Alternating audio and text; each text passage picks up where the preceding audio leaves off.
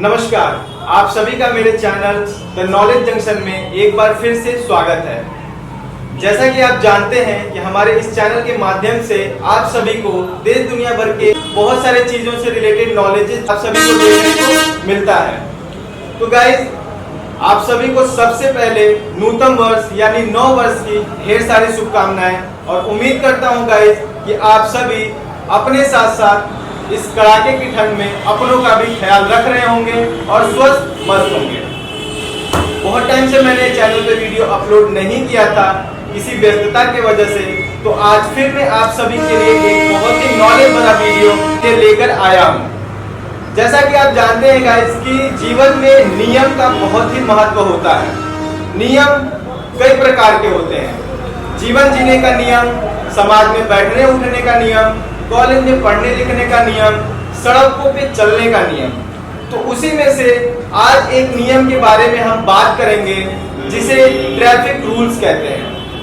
तो traffic rules भी बहुत प्रकार के होते हैं गाइस, जिसके बारे में बहुत से लोग, अधिकतर लोग नहीं भी जानते हैं और बहुत से लोग जानते भी हैं। कुछ खास नियम होते हैं जैसे हेलमेट, ड्राइविंग लाइसेंस, गाड़ी के इंश्योरेंस और भी अदर कई तरह के नियम होते हैं गाड़ी चलाने के हमारे सड़कों पर। तो आज हमारे साथ मौजूद हैं जिले के तत्कालीन टीएसआई सर, जो कि आप सभी को ट्रैफिक रूल्स के बारे में कुछ जानकारियां देंगे।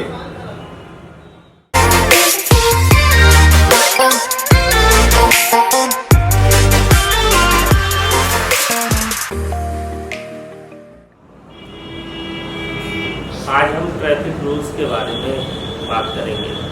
जैसा कि आप लोगों को पता ही है कि यातायात के नियम का उल्लंघन करने से यातायात के नियम का पालन ना करने से हंसती खेलती जिंदगियां बर्बाद हो जाती हैं, पल भर में जिंदगियां तबाह हो जाती हैं।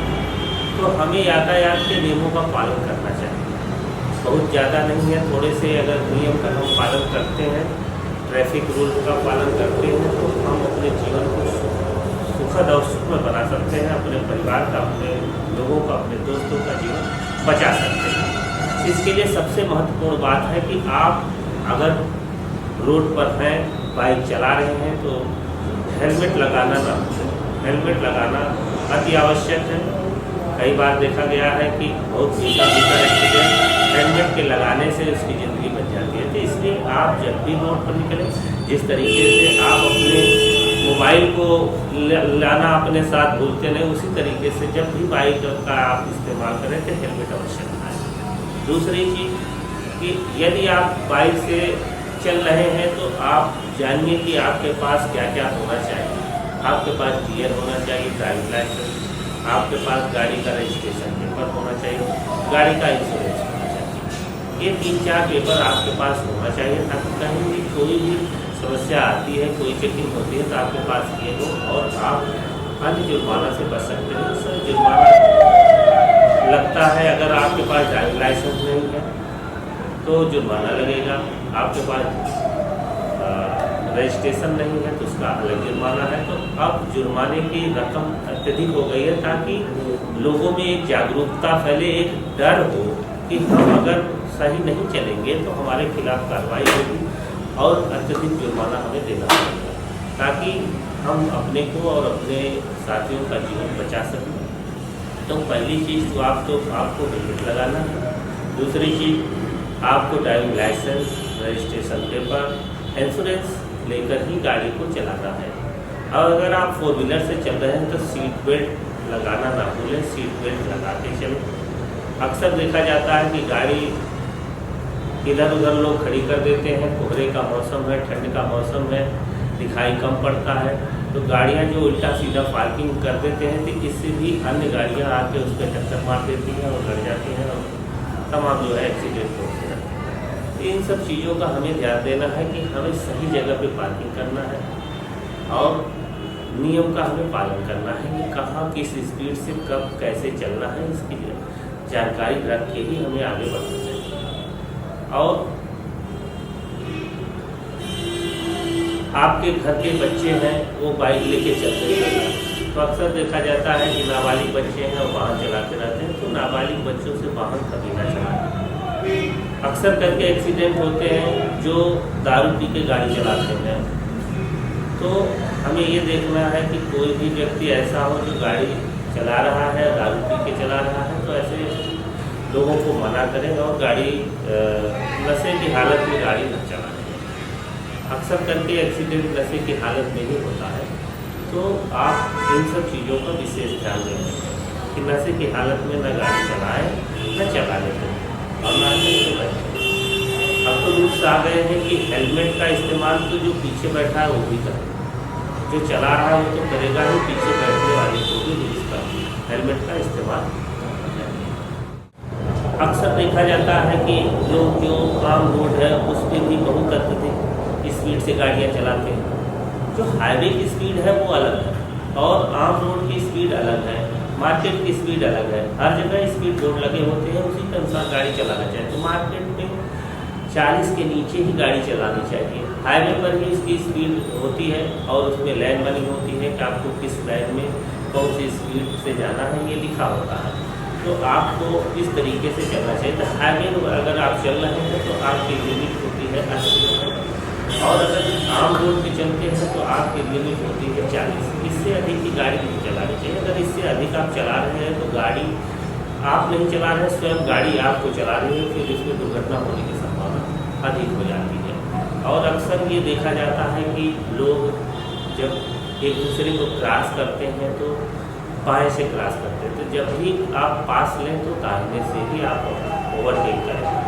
इसमें अक्सर करके दुर्घटनाएं होते देखा गया है। और पैदल यात्रियों का भी दुर्घटना में अक्सर मैंने देखा है कि पैदल यात्रियों की दुर्घटना में जान चली जाती है, क्योंकि हम ओवर स्पीड से चलते हैं। और पैदल यात्री की एक कमी ये होती है कि जो जेब्रा लाइन क्रॉसिंग है वहाँ से नहीं क्रॉस करते, कहीं से भी क्रॉस करना शुरू कर देते हैं और एक स्पीड से ही वो क्रॉस करते हैं। एक लिमिट से ही क्रॉस होना चाहिए, रुक के क्रॉस करना चाहिए। एक बार में रोड को क्रॉस नहीं करना चाहिए। जब भी आप रोड को क्रॉस करें तो रुक के करें और जेब्रा लाइन से ही क्रॉस करें। और जो वाहन चला रहे हैं तो उनको चाहिए कि जहाँ जेब्रा लाइन हो, क्रॉसिंग हो, वहाँ पे स्पीड अपनी स्लो करें, धीमा होकर चलें। रोड पर दो प्रकार की पट्टियाँ बनी होती है। एक वाई पट्टी होती है, एक सीधी लाइन होती है। एक है कि छोटे के बीच बीच में गैप देके बनी होती है। तो जो सीधी लाइन बनी होती है जिसमें गैपिंग नहीं होती, तो उसका मतलब ये है कि वो बॉर्डर है, उसको क्रॉस आपको नहीं करना है, वो बॉर्डर लाइन है। और जो छोट के बनी होती है जिसमें गैपिंग होती है, तो उसका मतलब ये है कि उसमें स्पेस है, आप दाहिने भी जा सकते हैं और बाएं भी जा सकते हैं। तो इन ट्रैफिक रूल्स का हमें और संकेतों का पालन करना चाहिए, उसके बारे में जानकारी होनी चाहिए। और आपको ये भी बता दें कि संकेत प्रकार होते, एक होते हैं आप देखेंगे त्रिभुजाकार में बने होते हैं, तो वो संकेतात्मक होते हैं। आपको संकेत देते हैं कि आपको दाहिने मुड़ना है, उसके तीर बना होता है कि दाहिने मुड़े, तो वो त्रिभुजाकार जो होते हैं वो संकेतात्मक है। और आपको ये दिखाता है कि आप दाहिने जाना है, बाएं जाना है, स्लो चलना है, तो ये संकेतात्मक होते हैं। एक चतुर्भुज के आकार में होता है, ये सूचनात्मक होता है, जिसमें ये बना होता है चतुर्भुज टाइप का जो होता है, तो उसमें ये बना रहेगा कि आपको सूचना देगा कि आगे अस्पताल है, आगे ढाबा है, आगे स्कूल है, चिकित्सालय है, तो उन सब चीज़ों का एक संकेत बना होता है। ये संकेतात्मक होता है। एक होता है आदेशात्मक। आदेशात्मक वो गोल में होगा, जो भी होगा वो गोल में होगा, वो आदेशात्मक होगा कि उसकी लिमिट आपकी उसको आपको मानना ही होगा। जैसे कहीं लिखा होगा कि स्पीड होगी 40 की, या यहाँ पे हार्न बजाना मना है, हार्न उस पर बना रहेगा, इसके बाद वो क्रॉस रहेगा। तो ये होता है आदेशात्मक, एक सूचनात्मक, एक संकेतात्मक। ये 3 प्रकार के चिन्ह बने होते हैं। इसका हमें ध्यान देना चाहिए, इसका पालन करना चाहिए। 2 तो ऐसे हैं कि आप माने ना माने चल सकता है, लेकिन जो आदेशात्मक है उसको आपको मानना ही पड़ेगा, जो गोल चक्कर में बना होता है, त्रिभुजाकार जो वृत्त के आकार में बना होता है, उसे आपको मानना ही पड़ेगा। अगर उसको आप नहीं पालन करते हैं तो उसके खिलाफ फिर आपके खिलाफ कार्रवाई होगी।